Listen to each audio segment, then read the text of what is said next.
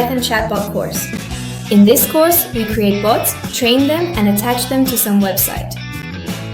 We create the bots in Telegram since that's the most convenient way. My parents enrolled me in this course because after the Python machine learning course, I didn't know where to go next to develop my Python skills, so they decided to sign me up for the Python chatbot course.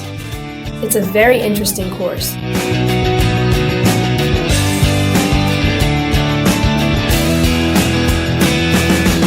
I'm creating a bot.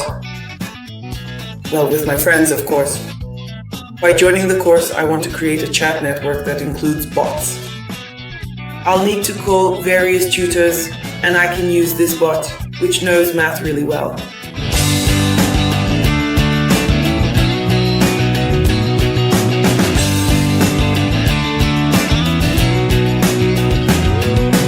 Our course consists of 2 modules. In the first module, we write about the year 2100, and in the second module, we master all the basics step by step.